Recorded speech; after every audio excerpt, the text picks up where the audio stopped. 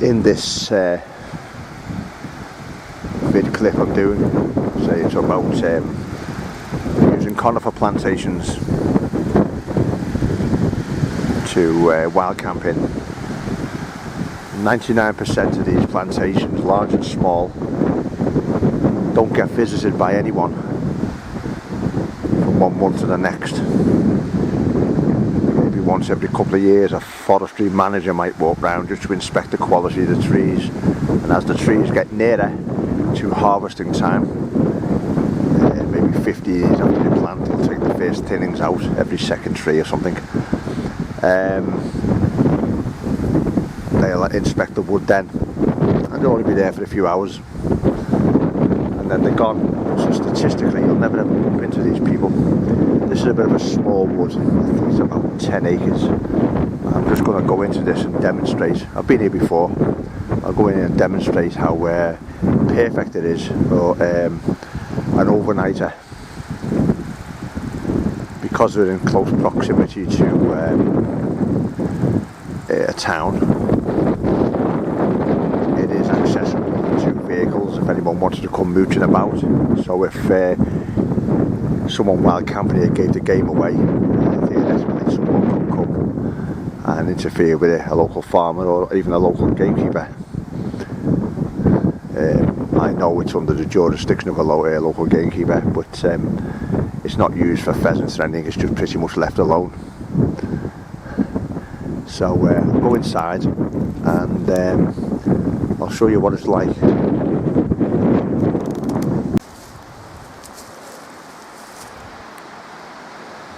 That was quite difficult, just getting over that fence. The trees have grown now and all the lateral branches, the side branches are all interlocked. And that was a bit of a struggle. I've not been in here for about 3 years. Give a quick look around. There's a flat area down there, and it's obviously an access ride when the trees were put in, and maybe as a plan to extract them. It goes to the field there. It's just a fence, there's no proper gate, so they'll obviously open that up at some point in the future. I think the wood would have to go out that way. But if I just go down here, already you can see how dense it is here. And as I say, it's quite a struggle to get in. So anyone who's in here camping, anyone who wanted to come in looking for them, if they had any idea they were there, would have to struggle into here themselves. And the chances are they just wouldn't do that. I mean, ideally if you're wild camping you don't want to be seen anyway. So go down this bank here. That's steep. That's better. There's an old bit of a stile over there. This wood is private. It's not a public wood. So just me being stood here now is a civil trespass. Now down through the trees there, if you just make it out, there's a house down there. It's a lone detached house, and there's an old farmhouse down there which is a private house now, and there's another one further over. Now obviously if you were here, no one in those two houses could see you if your tent was here, say on this little flat patch just here. Cracking little spot this actually, simply because the trees are too dense. They can't see you. You can only just about make out the buildings. And you can see how these birch trees have grown out of the bed of this ride.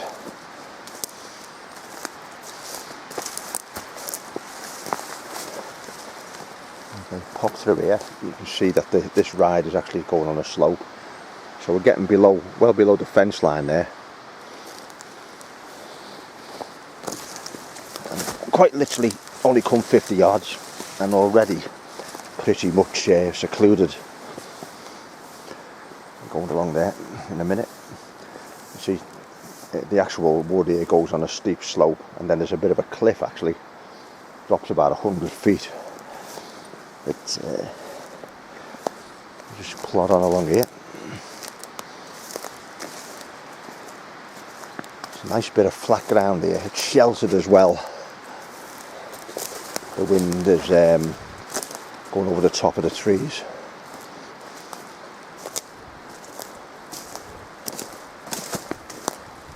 As you can see, there's a bit of litter here. People have been here in the past. I've seen this litter before. That's actually quite some years old. I haven't seen any new litter since, but it's been about 3 years since I've been in here. That's rotted and broken away in the wind. But as you can see, there's a nice flat ride in these places, and this is typical. Almost every conifer plantation in the country, in England and Wales, Scotland, has similar sorts of access tracks through them. And you've got the main arterial routes where the forestry vehicles might come if they were extracting wood, but there's always lots of little fire breaks and small rides off them, and they are absolutely ideal for camping on. Some will be wet, some will be dry. This is very dry. The soil is sandy and it drains quite well, and it's drains straight off that cliff down there. There's a bit of evidence of some rabbits or badgers in here. I'll have a look at that in a minute. But this is absolutely perfect. If this was a woodland 2 or 3 miles from the nearest road, I'd have no qualms about leaving my tent here permanently.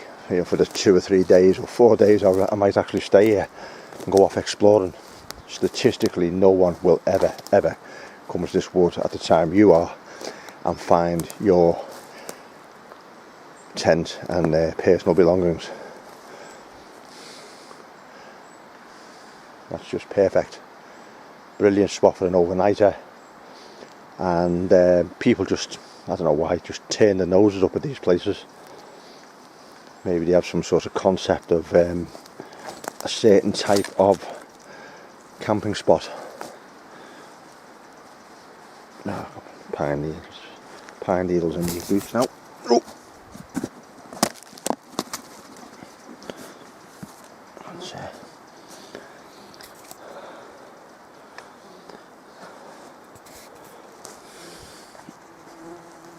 Oh. Better. And what I'm going to do, just for demonstration purposes, I brought a little one-man tent with me. I'm just going to put it up just to demonstrate what a tent would look like in this environment here, and give some visualization to what I'm trying to say. People go on about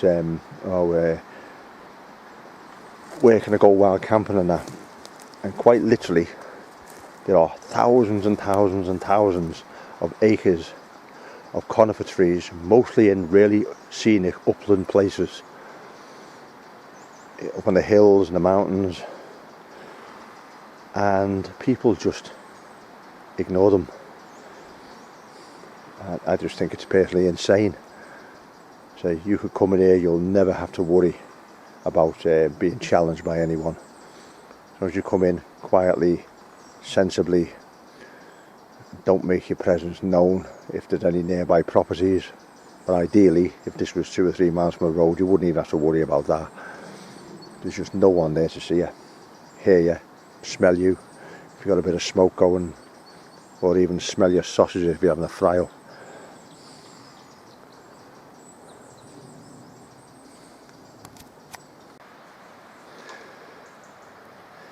As I say, this wood's quite small. I think it's only about 10 acres. Just up there through the trees is my little rucksack and tent bag there, and the path goes along here, and then it comes down here. It's just like a zigzag. That tree wasn't uprooted last time I came here, and it comes down here, but these trees have obviously blown down in gales and covered the path now.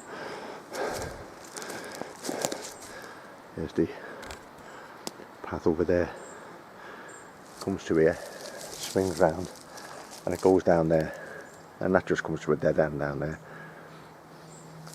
As I mentioned before, this little bit of a woods on a slope, but the access paths are ideal. And at the top there, it's a bit of grass and pine needle, larch needles base to pitch your tent on. On this one, there's a bit more sun here, so there's moss growing, which is quite spongy. And if the weather's dry, it's ideal. Being under your tent, you just kick a few of the twigs out the way. If it was wet, I'd stick to the pine needles up there. However, in this particular case, I'd have to be sensible about it, because just below me here is 2 properties, and as I mentioned, there's one in that direction at the other end of the wood. Neither of those 3 properties actually have anything to do with this wood, but you still wouldn't want to draw attention to yourself the fact that you were in here. So once it was dark, you'd have to keep very small torches to a minimum, so that their line of sight coming up the hill this way, like that, they will look up there through the trees. That's their line of sight with the cliff there. So anything below that line, they can't see. You might see torch lights going in the top of the trees up there, so that's something to consider. But by and large, if you're camping in the summer especially, it's not dark really, only more than a few hours. So usually when it is dark, most people are in bed anyway, because it is quite late in the evening. If I just come over here, you see this track carries on up there a little bit, but it doesn't go far.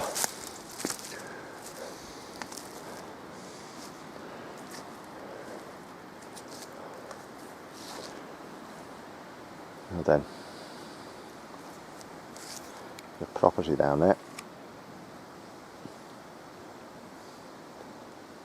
and if I go the trees there, there's another one there. Now you can hardly see them really. This one's obviously nearer.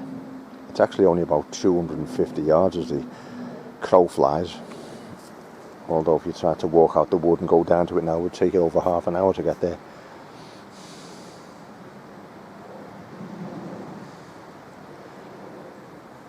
So the chances of anyone in the house happen to looking out the window at any particular time of the day or night and seeing anyone up here is almost nil. The only way they'd know is if you alert them. And if you're just camping over, and if you came here late and left early, that wouldn't be an issue. But if you were sensible about it, you could get away with staying here for a day or two. You could always take your tent down and stash it amongst the trees up there somewhere. No one's going to find it, even if someone did come mooching about. And then whatever you do, walking, fishing, come back later and re-pitch your tent.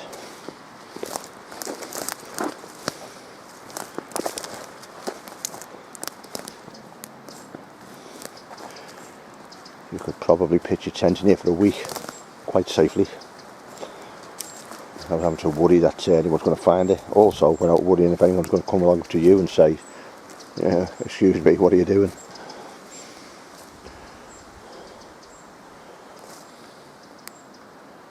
Yeah. So it's all psychology really, and that's why I'm including the word psychology in this video.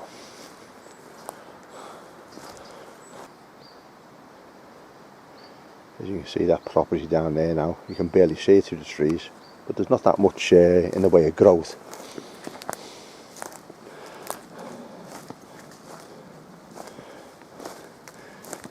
You can't see anyone there physically, no one there can see you. I mentioned a short while ago about context, and I've just pitched up this little one-man tent on this ride through the trees, this access track, and you can see how nicely it fits in this track. The entrance could be either direction, could even be sideways on. It's lengthways is probably best, and say this is just for demo purposes. If I walk up here a few yards, overhead tree there.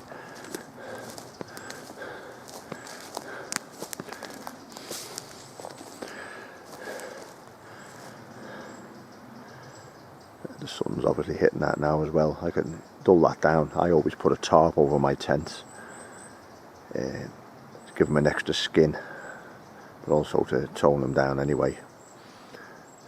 So that's what it looks like on the ride.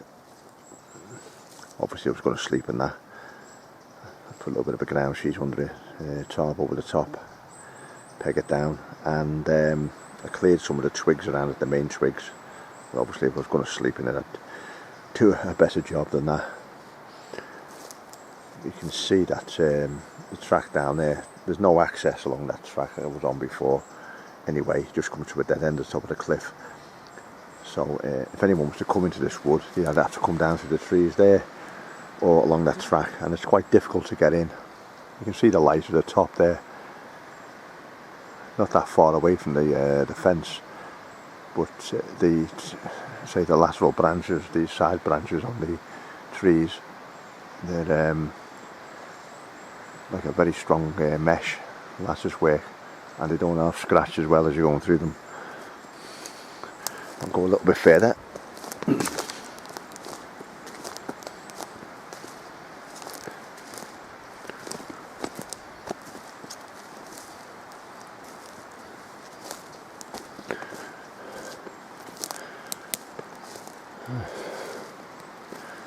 About twice the distance.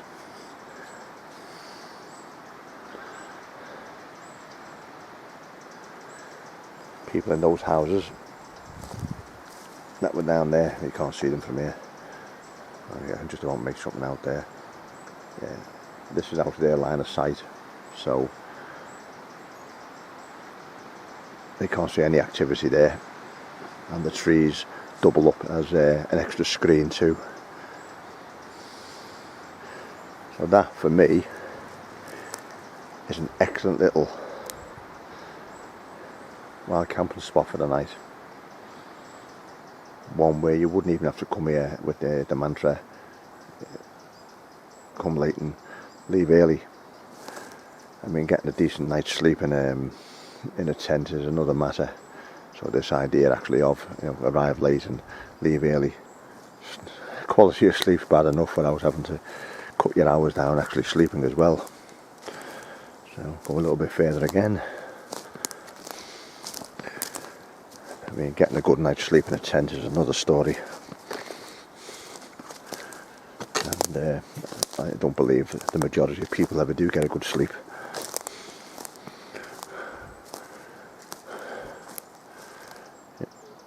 So that tent now is about 100 yards away, and if I turn around there, I came in over there, and the would have climbed over the fence another 70-80 yards.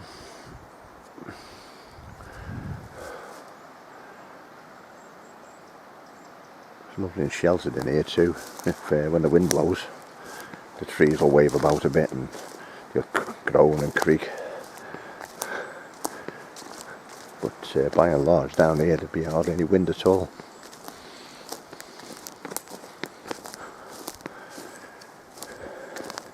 This is just another example of a conifer wood, a conifer plantation. An underused, ignored resource for wild campers.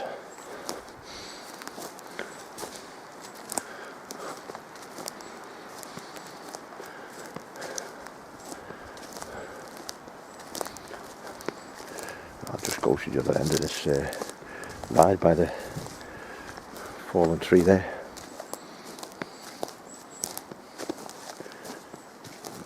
can see as the sun hits the ground here, where there's more sunlight, the moss grows, which should give a bit of a softer feel underneath the tent. It's about 20 yards away.